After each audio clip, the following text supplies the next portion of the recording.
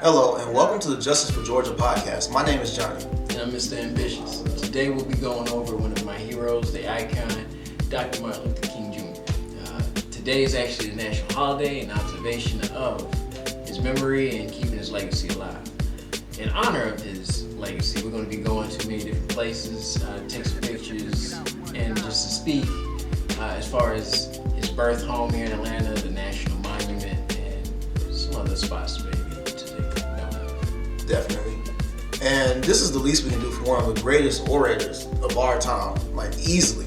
Not only that, he used that, for the civil rights movement, not to get paid or some quick payday or, a safer way to get fame, nothing like that. He did it for the civil rights movement, and he participated in many protests, of course, Selma, Bloody Sunday. So he really used his gift to give himself a platform in order to push the most important issues of the day. Right, and he wasn't a man in a vacuum. He was surrounded by many intelligent people, men and women, who pushed the civil rights movement along. And what he really offered to the table for a lot of people was conviction. Martin had the ability to see what was right, and no matter what anybody said, stuck with it. Like you said, he wasn't in it for the fame or the fun, the money. He focused on the mission, which was, at the end of the day, civil rights and financial equity and equality for all. And so that's the only way you can really have justice. If you don't have money, you can't live your life. So he understood the connection between the different social issues and was pushing towards it. I'm glad you mentioned his talk about, economic justice and economic equality, because basically, and he said himself, and I'm going to butcher this quote, when you start asking why there's 40 million poor people in America today, you're asking about a bigger question about the system at large. Right. Because basically there's more than enough wealth. There's more than enough food, there's more than enough housing, there's more than enough clothing for everybody to be, well off and to live a healthy life. But things are divvied up the way they are because, there's a strict class structure in America that still exists today. Right. Where, people have excess and surplus of anything they want, and then other people have nothing at all. And he understood that. He understood the importance of it, like you said, and he knew that we had to do something about that. Right. It's absurd. Even when we go to his birthplace, you can look at the houses and see how differently they were, because it's a snapshot of the times. And for them to live in the large home that they did, and right across the street with smaller homes that people were renting out of, it shows the inequality of finances available to people in just his community at that time. But to take it a step further, even still, that whole row of houses belonged to black people. Like, to see that in a small vacuum, to see where there can be economic recycling of the dollar in the black community, this wasn't something that was foreign to Martin. This wasn't something that he just figured out later on in life. He was trying to bring what he was raised on to the rest of the country. And one of the most defining parts of the civil rights movement was what happened in Selma. So MLK, he was at the forefront of majority of these, these movements and things of that nature. And this is yet another one where, yes, it's non-violent, but it's also, especially for the time, it's actually pretty radical if you think about it. Yeah, it's just suggest that we're gonna block this. We don't care how you feel about it. This is what's gonna happen. Right. I mean, for anybody to stand up to the system in an organized way across a whole area, like the entire Selma area had all of the, well, I won't say all, well, the majority of the support of the black community in stopping this boycott. Stopping the buses from running on their dollar. So to do such a fantastic job of organizing on their own without a real infrastructure, no logistics, and then the next day go straight out beyond a year protesting, you have to give credit where credit is due. And so just to take that piece and look at how he was able to do that on such a small scale, in such a small time, you can imagine how much power was in this individual to come from a place where he was not a native and lead them to this victory so quickly.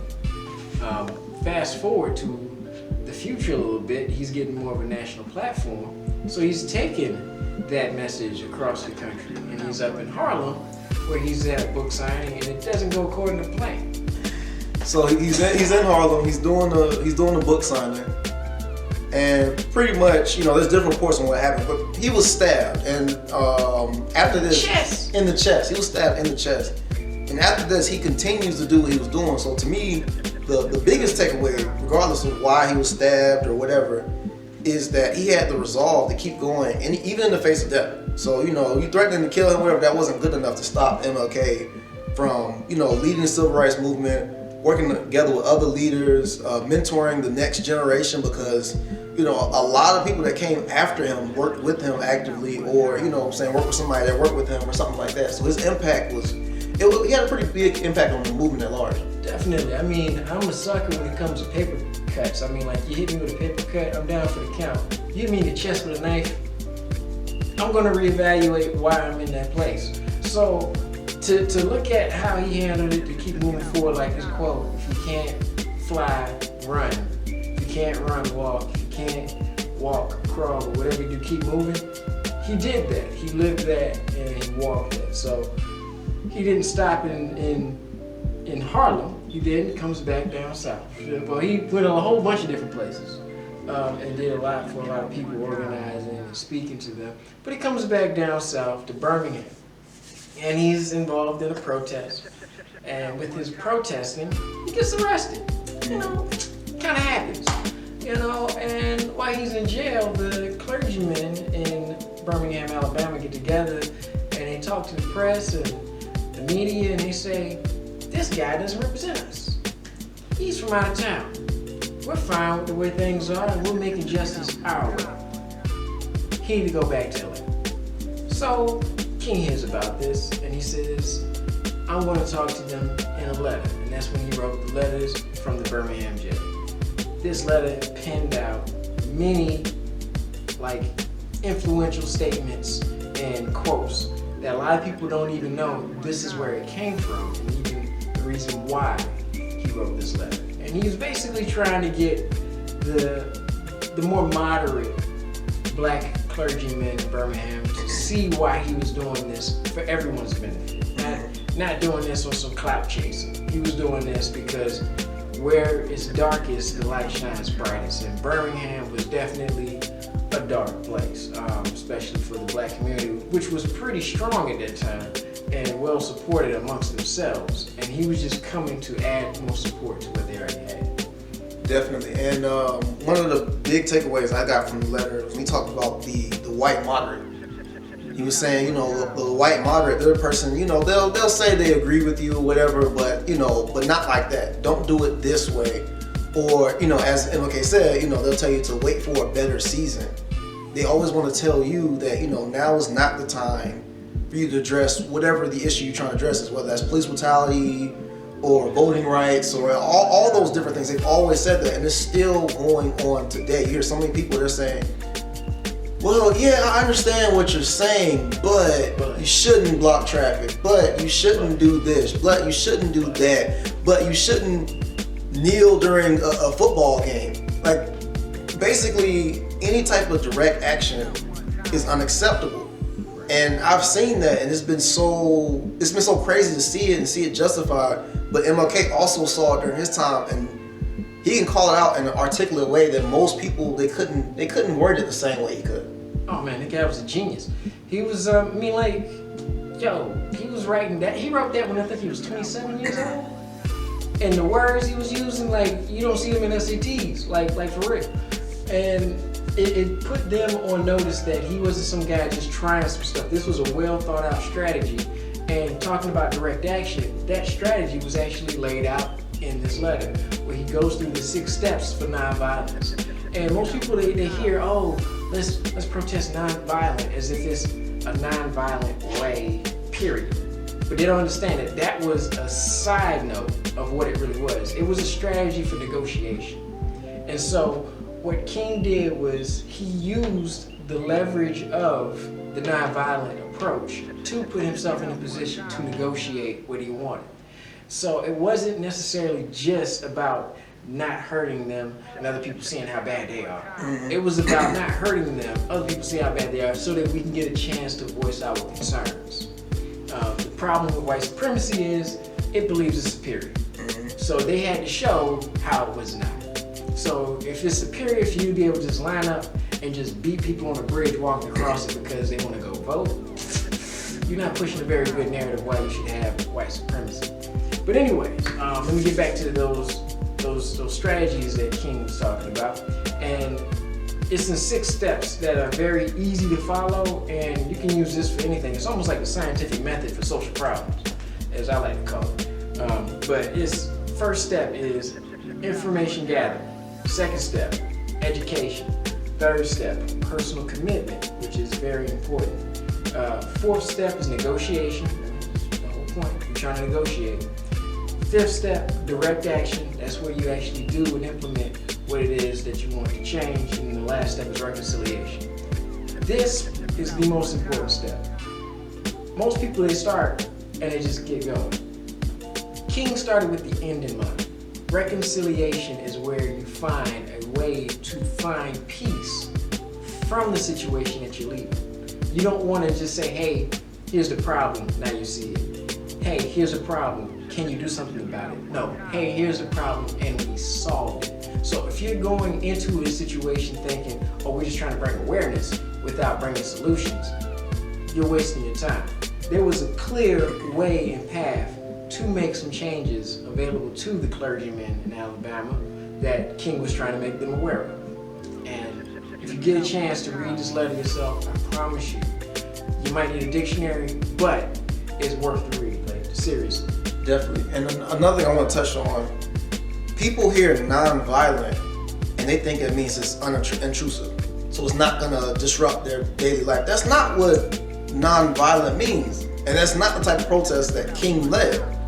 Because King, he didn't care if he had to disrupt everything. They had to, shut the, that part of the city down because the roads were just full of people marching.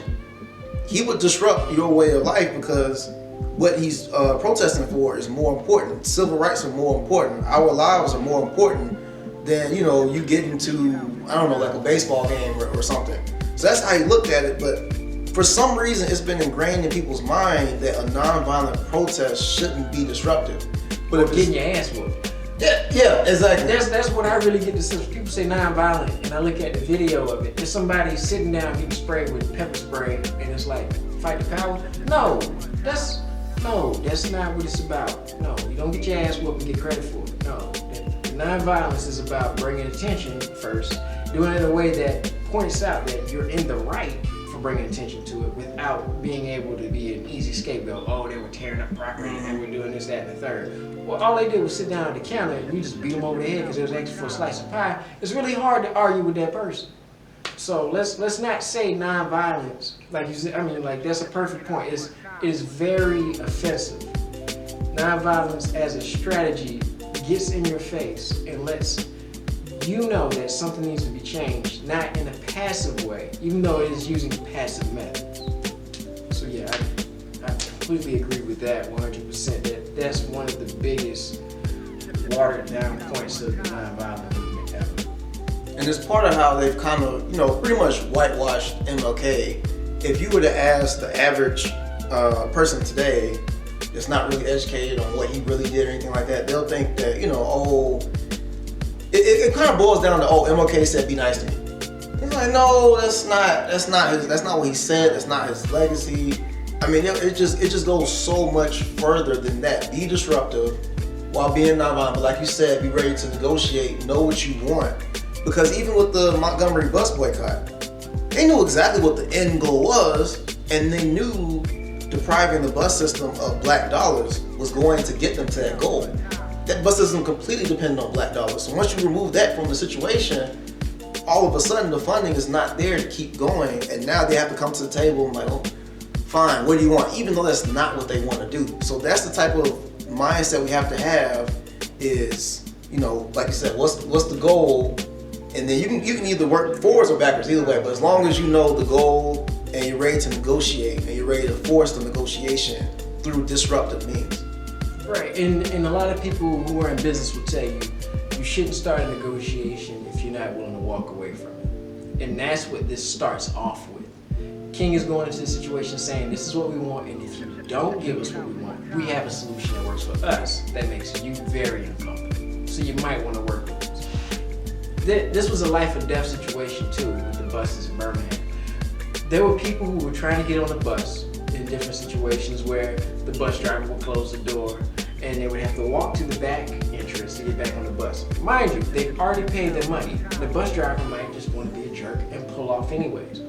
Them chasing the bus, fall down, and get run over by the bus is something that did happen. So this isn't just something about just redistributing the pain financially. It was also about sending a message that our safety is a concern.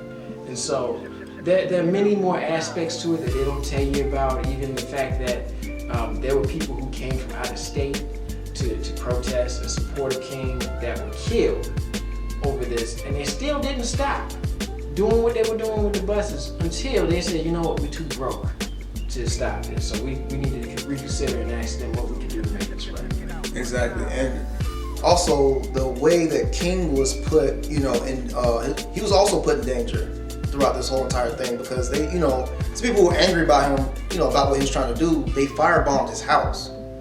Like, this wasn't something where, everything was peaceful and everybody loved Martin Luther King. During his lifetime, he was hated. I remember it was a political cartoon where the whole city behind Martin Luther King is on fire, and he was like, we'll be back tomorrow for our peaceful protest.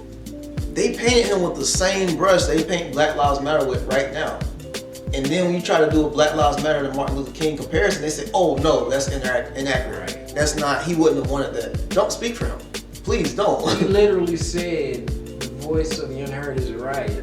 And then you're gonna, all the stuff that we're dealing with today, he spoke on not justifying, but explaining why you should be able to have compassion for it, as far as people protesting non-violently, and as far as what we're seeing today in the media about, I think the media kind of took notes from the 60s on how to word things, how careful they are with their words. Like, whenever you storm the Capitol, you're a patriot who's protesting, but if you're talking about police and their brutality, all of a sudden you're a radical left liberal who wants to take power away from the state and cause the corruption and the destruction of the United States. It's crazy how they did that, because you can see even back then as he spoke on TV how they pit him against other intellectuals of his time like Malcolm and Carmichael, and tried to make it seem as though they were enemies because they had a difference in philosophy. But the truth of the matter was they were just trying to spin it so that they could take advantage of all the different people who were coming after him,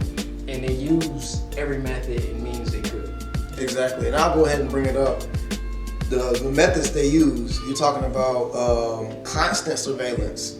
All his phones were tapped, and also mind games. They write letters to other people pretending to be him to cause that disruption between him and Malcolm X or anybody else in the movement, or the other way around. They write letters to him pretending to be from somebody else. And also COINTELPRO, you install people in the movement that are there just to, collect information and report it back to the FBI, or, figure out ways they can be disruptive and things of that nature. And they did all these things to pit people against each other and to hold movements back and to set leaders back. Every chance they got, they would try character assassination or even real assassination attempts. So they threw everything they could at it because, as J. Edgar Hoover put it, we have to stop the rise of the Black Messiah. That's why everybody in that time period that came close to meeting that label, they were all killed. They didn't just die, they were killed. So we have to keep that in mind, what these leaders were going through, what they had to put up with and everything like that. And the fact that none of them were just assassinated and then that was it. There was always attempts before that, or even attempts to blackmail them and stop it, because all of them have been blackmailed. And then there was the March on Washington, which is the March on Washington for Freedom and Jobs, because not only was the march for Black civil and economic rights, but it was also, labor groups there, and there was also some religious organizations there as well, and just everybody coming together, kind of that perfect storm to fight for this. And obviously the big thing is black, civil rights, economic rights, but then also economic rights in general as well, because King was against poverty of all forms, so that was another big thing for him. And I think it's interesting that they usually don't talk about the economic side of that march at all, like whatsoever. Not at all. Everybody wants to talk about the I Have a Dream speech. They want to talk about how he was painting pictures of children on mountaintops, but they leave out the fact that he was calling out the U.S. directly in its economic structure and had supporters there for that same reason. And so they don't give him credit for it, but he was a strong socialist. And 65, 66, he started to lean more into that message. It was kind of there, but it wasn't so loud. But this is where you kind of see that message be introduced to the national platform. And many people had never seen a black man on TV speaking freely and openly until this day. This speech was broadcast nationwide. Not because everybody wanted to hear what this pastor was going to say so eloquently. They wanted to see whenever the dogs came out. They wanted to see whenever they were going to attack these protesters on the yard of Washington, D.C.'s monument. But what they saw instead was troops protecting them and allowing them to march peacefully, which was their right. And so he was given the opportunity to say everything that he wanted to say, to set the stage for what would be part of his whole financial platform and his push towards socialism and economic equality. If anyone has done any research on the black community, they will run into the same constant thread that all of this seems to be connected to wealth creation, and the retention of wealth. It's a class system that Martin was fighting. And so with him fighting the class system, he had to pick it apart. And he found the three evils of society and the evils of justice that are enemies for us all to be able to live a life freely and fully and to eat, drink, and be merry. And those three are militarization, you also have racism, and poverty.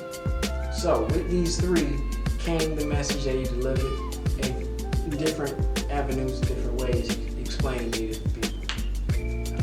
Exactly. And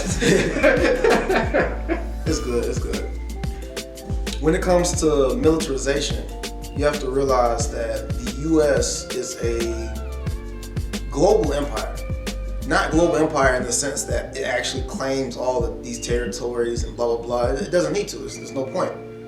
It's a global empire in the sense that it has the most military bases, period.